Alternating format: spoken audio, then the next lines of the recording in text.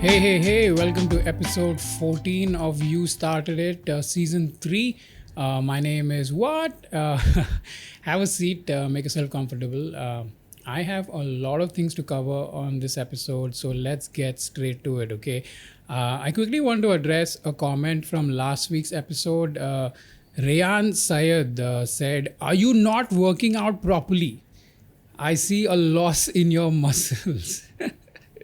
Thank you for your question, Rayan. Yes, I do work out. I work out 4 days a week. My physique looks a little different right now for a couple of reasons. One, I've changed my diet. I've cut out a lot of carbs for dinner, because of which I've shed a lot of fat.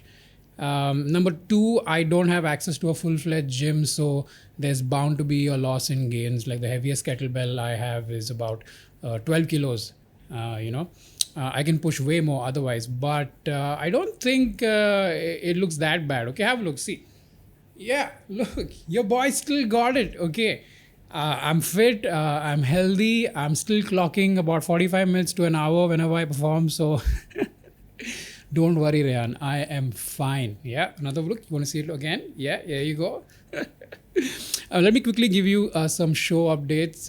We wrapped up, I think, 2 Zoom shows last week. It was so much fun, guys. It is definitely something I want you to catch. You'll see a very different side of me that you're used to seeing on the podcast. So I have a bunch of shows coming up this week, June 12, 13 and 14. Daniel Fernandez Hotbox. Tickets are on sale now. Go get them quickly. They will sell out. Okay.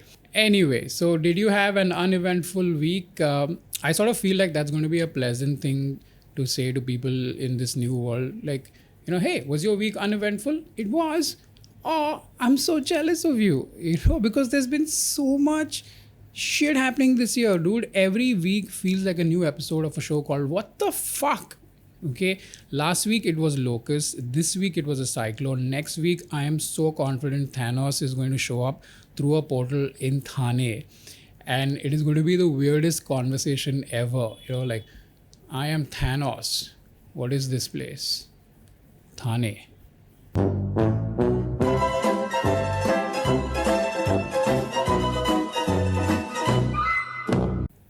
The cyclone that was supposed to hit Bombay turned out to be that friend who keeps making plans but never shows up.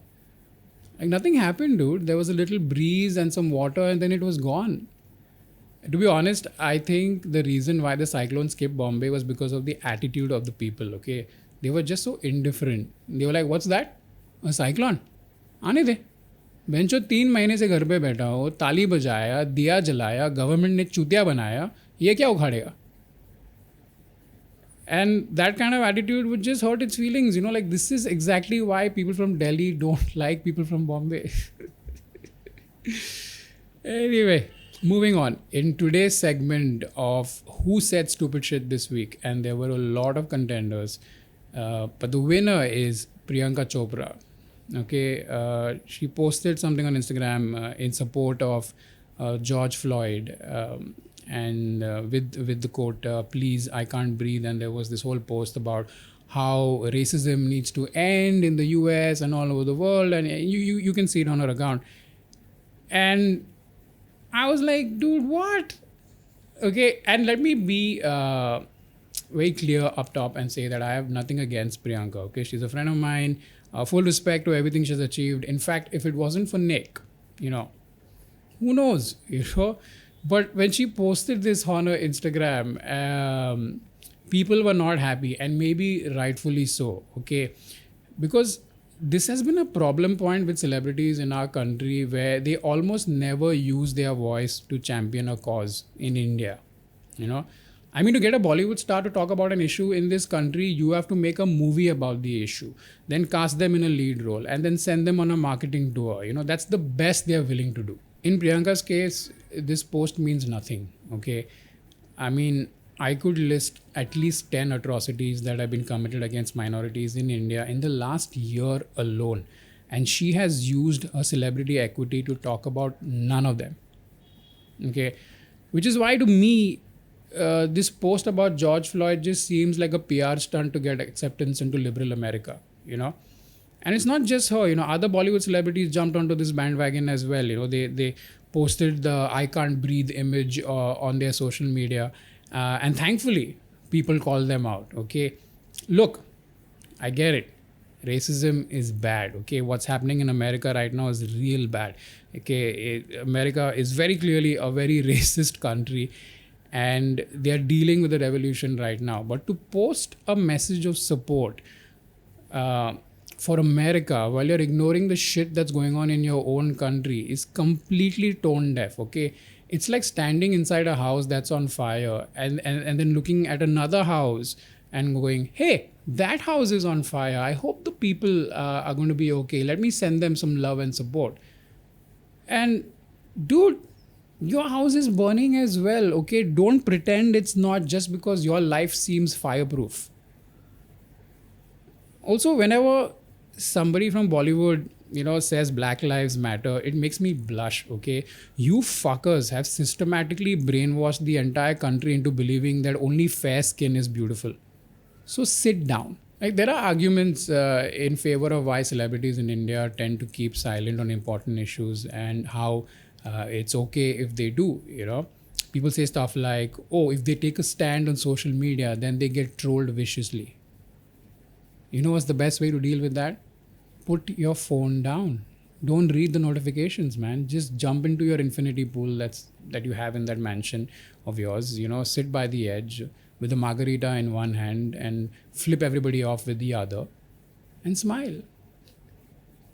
In a week's time, these people will be mad at something else, but at least you would have given other people some courage to stand up as well, Like, trolls are internet tigers. Okay, you switch their Wi-Fi off and they turn into pussycats. Right?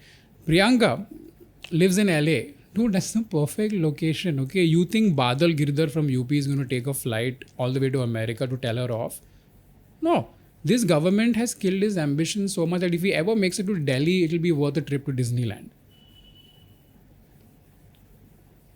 Like, another argument I hear is that whenever celebrities use their voice to speak about an issue, their careers are threatened, their families are threatened. That's true. But you know what else is true? These celebrities have millions, and The Rock means millions of dollars to live in the most secure places on the planet. Okay, they have bodyguards, police protection, SUVs. Any one of these things could kill a troll. Okay, so what are you afraid of? Huh? That your movie is going to flop? Dude, 9 out of 10 Bollywood movies are flops anyways, so you may as well lend your voice to an injustice and say something worthwhile, because your work isn't saying anything.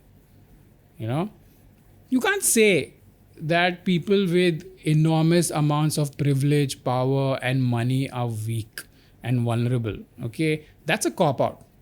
Students, activists, writers, comedians, the LGBTQ community, all of who have considerably less privilege, money and power, have been standing up against fascism in this country. Okay, these are regular, everyday people who have far more to lose than a brand not wanting to throw some money at you to sell a fairness cream. Yeah. Bollywood doesn't lend its voice to important issues as much as they should. You're actors. You can at least pretend that you care. What are you worried about? Huh? That if you say something, right-wing trolls are going to go after the brands you represent? Those fuckers are so stupid. Like, when Amir Khan said that he doesn't feel safe as a Muslim in India, the trolls went onto the Google Play Store and downvoted Snapchat instead of Snapdeal. Okay? You are dealing with dullards whose only power is that there are many of them. Okay? The far right, and this is a fact, the far right has convinced people all over the world that they represent the majority. They don't. They are just loud, okay? Sometimes violent, with the level of discourse that can't go beyond referencing somebody's genitals. They have no power. They have no real power. That is all they are worth. There are far more people out there who are peace-loving, who don't give a shit about what God you worship or what you eat. They just want to live their lives, take care of their families without any drama, and catch an episode of Rick and Morty, once in a while. But These people appear to be a minority because they're silent. They appear to be a minority because they don't step out and vote. Voices matter. Voices that speak to millions of people matter even more. I'll be honest, okay? I never used to care about stuff like this previously. I was like, oh, I didn't vote for this government, so this is not my problem. And I remained silent about a lot of things. But if you look at what's happening, not just in India, but all over the world, dude, everything is fucked, okay? Looking the other way is not an option when you're surrounded by injustice on every side. Silence is not an option. Silence is complicit with oppression. All of us need to speak up. It's not just celebrities, good. A lot of regular folk in India were posting messages of support for the Black Lives Matter movement. Like, these people are so obsessed with pandering to the West. Sometimes I wonder they just apply Fair and Lovely or eat it. Don't sit in India and go, yes, Black Lives Matter. And then when you see somebody from South India, you go, hey, Kalya. Don't go, Black Lives Matter. And when you see someone from the Northeast, you go, hey, Chinky, hey, coronavirus. Don't say Black Lives Matter. And then when you see students from Africa on your campus, you go, hey, drugs dena. Don't say, oh, police brutality in America is horrible, but say nothing when police in India lathi charge students on their own campus or allow thugs with iron rods to enter another college campus and watch as they attack helpless students or beat protesters and force them to sing the national anthem. Police brutality in India is very real. Speak up, okay? You care about racism, you care about, injustice, you care about bigotry, good. Everything that you're worried about that's happening in America right now is happening in India today, okay? We don't have to import their oppression, okay? We have our own #MakeInIndia. There's a lot of horrible things going on with our own minorities today that you may have missed because you were busy watching a YouTuber play PUBG. We spent 2 weeks discussing YouTube versus TikTok. Fuck that shit, okay? Let me give you something real you can outrage about, okay? Like this past week, an elephant who was pregnant lost her life under tragic and very heartbreaking circumstances in Kerala, and the entire country was upset, okay? Celebrities like Virat Kohli and Anushka Sharma talked about it on social media. People all over the country made their feelings about this issue known. Everybody was united and they all said something. Safura Zargar, a student from Jamia University, has been in police custody since April 10th under bogus charges. Okay, she is more than 4 months pregnant and is continuously being denied bail. She's in danger of losing her child as well as contracting COVID-19, while Manish Sirohi, who was arrested during the Delhi riots with a gun in his possession, is out on bail today because the courts are worried that he might get COVID-19. Nobody is saying a word. The hypocrisy of our outrage is staring us in the face and spitting on it. You care so much about an elephant, but you're not worried about a child that might lose its life because the government just wants to suppress dissent and make a point. Silence is not an option. Make your voice heard. Kunal Kamra uploaded a video where he roasted Carrie Minati, and that video got 2 million dislikes. Imagine if those 2 million people cared about something important instead. There are so many burning issues in our country right now that could use 2 million or more voices. This isn't about left versus right. This is about right versus wrong. Put your political affiliations aside and speak out about things you wouldn't be okay with happening to you. Let's get vocal about stuff, guys. Come on, we are a generation that loves hashtags, right? let's create some hashtags of our own, hashtag student lives matter, hashtag Muslim lives matter, hashtag Dalit lives matter, hashtag migrant lives matter, hashtag veg biryani is not biryani. I read this beautiful story this morning about Dave Chappelle, where he spoke about his friend from South Africa who told him how things were just before apartheid ended, and he said there were protests and riots all over the country which had reached critical mass, and then the government had no choice but to listen to them. That is so powerful, We need critical mass. We need to give the government no choice but to listen to us. And I know this sounds very exhausting, but you don't have to do it 24/7. Pick your moments, pick your avenues of expression. Like if you're a writer, write. If you're an artist, paint. If you're a musician, compose a song. If you're a comedian, tell jokes. If you have no talent, talk to people around you, educate them. That's the least you can do. Do what it takes. But if there are enough people talking about things that matter, at some point or the other, we will be able to hold ourselves to a higher standard. Okay? So let's fix what's broken in our own country before we extend our sympathies and love to America. Anyway, I don't want to bore you with serious stuff, so let's talk about something light instead, okay? So the central government is trying to dismiss a petition filed in the High Court that seeks details about the PM CARES funds. And to put it simply, somebody is saying, hey, I think the country deserves to know how all this money is being spent, so we can have some sense of transparency and accountability, to which the government has basically responded with, go fuck yourselves, ye hamara paisa hai. To be fair, I think the government is right, okay? This is the Prime Minister's personal bank account, okay? It has his name on it. First name PM, last name CARES. You can't go going around asking people to tell you how they're spending their own money, guys. Come on. Okay, tomorrow if somebody asks me to share details of my bank account and how I'm spending my money, I wouldn't like it, okay? It's none of your business. It's his money, man. The Prime Minister has worked hard for it. Do you know what skill and effort it takes to successfully convince an entire country to transfer money into your account? That's a lot of hard work. I can barely convince about, say, 300 people a week to maybe transfer some money to me. And even then, I have to perform for them, So yeah, it's none of your business, dude. क्या भारत के नागरिक को दिल्ली सरकार के खजाने का खर्च कहां होता है वो जानने का अधिकार है?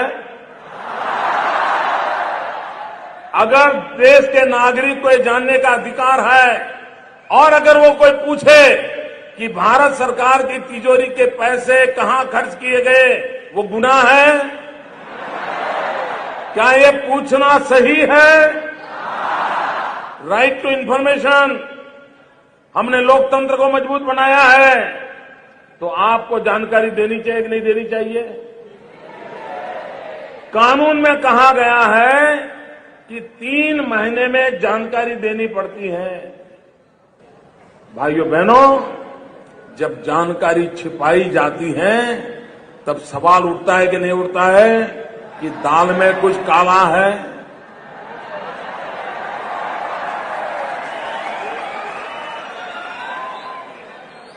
मित्रों, दाल में कुछ काला है कि पूरी दाल काली है, ये सवाल है। Wash your hands, bang a plate with a spoon, light a diya, and leave this good man alone, okay? He works 18 hours a day. Leave him alone. Okay, I'm going to move on to... One second, what do I have lined up for you next? Yeah, another comment from last week's episode. It's from a handle called The Neo349. Says, great episode, Dan, as always. Thank you. 2 things. Number 1, don't eat locusts. The World Health Organization has issued guidelines that these locusts likely contain a lot of pesticides, insecticides, so they are not fit to be consumed. Dude, I live in Bombay. My body can handle anything that I consume. Okay. Number 2, and this is the one I want to respond to. It says, loved your segment on things men need to understand about women. How about a segment on stuff women need to understand about men in the next episode? All right, that sounds like fun. Let's do that. Okay. Now, I reckon that there are many things that men want to say to women, and I'll try to cover a few things. If I've left anything out, feel free to leave your comments below. Either way, don't take my podcast seriously, okay? I'm just having some fun. All right, ladies, here are some things that I feel that men want you to know. All right. Number 1, asking you out is one of the most nerve-wracking things for us to do, okay? So be nice.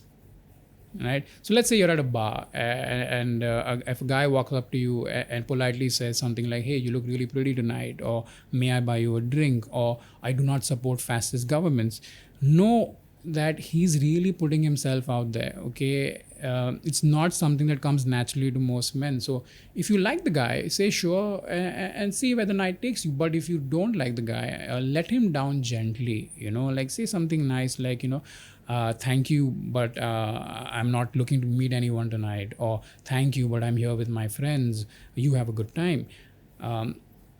That way he gets to walk away with his dignity intact, or even if you've known someone for a while and he someday says that he has feelings for you, like don't freak out, okay?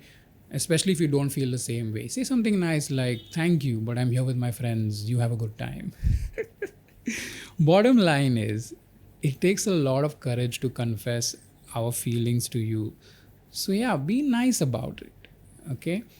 The next one, when it comes to dating, okay, women have been conditioned to expect a chase. Like when you meet a new guy and you talk to your friends on WhatsApp, your girlfriends, and they're like, oh, don't give in easily, okay, let him work for it. And then he spends weeks or months chasing you all over town like a dog. Yeah, don't do that. We find the chase really exhausting, and in most cases we eventually then lose interest. I think romance today should be a two-way street. You also need to put in the effort to show him that you like him and you're interested as well. Okay, so if a guy likes you and you like him, don't make him chase you, just walk together. Okay, that's less tiring, and then get to know each other organically. The next one, contrary to popular belief, we do not think about sex all the time, okay? We also sleep. But what I'm trying to say is that if you can look past this stereotype that a lot of women have about men, that all we think about is sex, you'll find that a lot of us have hopes and plans for a certain kind of life that we want to have and things that we want to do. And somewhere in all of that is a place we want to keep for someone to share that life with, So try and tap into that side of us when you're getting to know us. Next one. This is very important, and I cannot stress how important this is when it comes to dating. But if you're not doing this, okay, pay attention, ladies. You need to pay for shit. Okay, it's 2020. Chivalry doesn't mean that a man needs to go broke just because he likes you. All right, there are a lot of cases where women just expect men to pick up the tab for everything, and they're footing the bill whenever they go out and stuff. And a lot of men have too much pride to say anything, mainly because they've also been conditioned to believe that it is their job to be the provider, and that's such bullshit. Okay, and even though he may not say anything, I can assure you that if you do not contribute financially to the relationship, he will lose respect for you. Okay, so yeah, do that. Like when it comes to modern dating, people often throw around this word entitlement, and like, and how you say that just because the man likes you or he's with you, he isn't entitled to your body. In the same way, just because you like a guy or you're with him, you are not entitled to his money. Okay, so go halvesies on everything. Okay, trust me, that balance is so important in the power dynamics of dating. Pay for shit. Okay, next. Yeah, we can't read your mind. Okay, so if something's bothering you, just tell us. Don't turn it into an episode of Family Feud and make us guess. Okay, just tell us straight away. Next, sex and love is not the same thing for us. Okay, men are able to treat sex and love as mutually exclusive experiences. Okay, so if he sleeps with you, it doesn't mean he loves you. Okay, to him, it just means he had sex with you. It's different when you're in a relationship, of course, but otherwise, don't tie too many expectations to the act of seeing him naked. This piece of advice will serve you a long way if you learn how to use it correctly. Next, when you're dating, okay, every now and then be the one to make a move. I cannot tell you how much men love it when a woman makes a move. Okay, like after a point we just get tired, and our own desirability takes a hit because we feel like we're always the one making the first move, you know. So we think that, okay, you are not interested, it's just us. So don't hold back, you know. Surprise him once in a while, you know. If you like his butt, grab his butt, you know. Get yourself a handful, and let him know that his ass does not belong to him. This last one is a tip from my experience to both men and women. Okay, don't expect it to last. Right? Think of every equation you have with each other, whether it's casual dating, relationships, marriage, as temporary.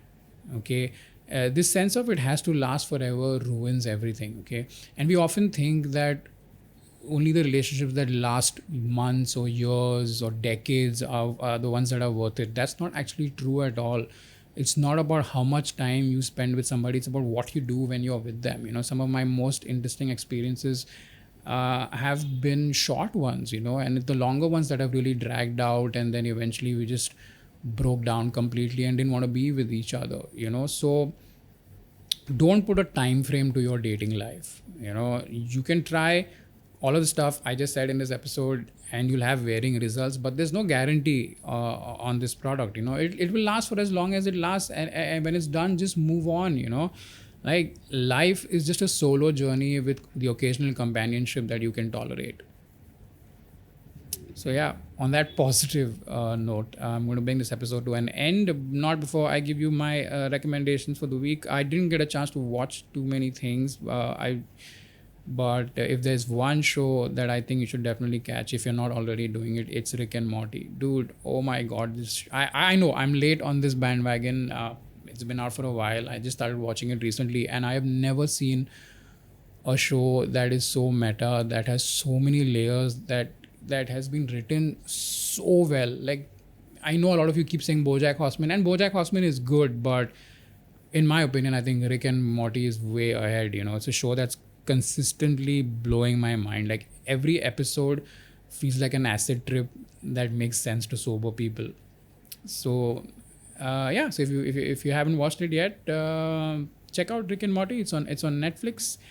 Again, before I wrap up, I just want to let you know I'm performing this week. Things June 12, 13 and 14, Friday, Saturday and Sunday. Tickets are available. The ticket link is in the description below. You can also get all my show updates on Instagram. If you're not already following me there, follow me on Instagram. You get updates over there. Buy the tickets soon because they will sell out. These shows are for people in India. I am working on doing an international tour soon, so I just need to figure out the timing accordingly, and then I'll post those links as well. Before I say goodbye, don't forget to subscribe to my YouTube channel, hit like on this video, share it with your friends. There's pay as you like as well if you want to pay for watching this episode. By the way, on the last Zoom show that I did, somebody asked me how the pay as you like model was working for the podcast. I thought I'd share that with you as well. It's working really well. A lot of people have been very generous with their payments. Some people have paid as high as 5,000 rupees a transaction just to watch this podcast, and that means a lot to me. What I want to let you know is that all the money that's coming in from the podcast is going back into the podcast. So every payment that you make means that you get to watch one more episode. And right now, I think we have enough money in the bank to cover the next few. But like I said, you need to keep supporting the podcast so I can keep doing more of this. I like that we have this relationship now. It kind of, for me, says that you respect me as an artist, and for me as an artist, it puts the right amount of pressure to give you quality content, and I hope that's what you are getting. So yeah, it's a win-win for everybody. So yeah, thank you so much for supporting my work. Thank you for watching this episode. I'll be back next Sunday with a brand new episode. Let's see who's going to say what, and we'll have plenty more to talk about. Till then, take care of yourself, be good, stay safe, do all the jazz that cool people say to sound cool. My name is Daniel Fernandez. Thank you so much for watching. Take care. Goodbye.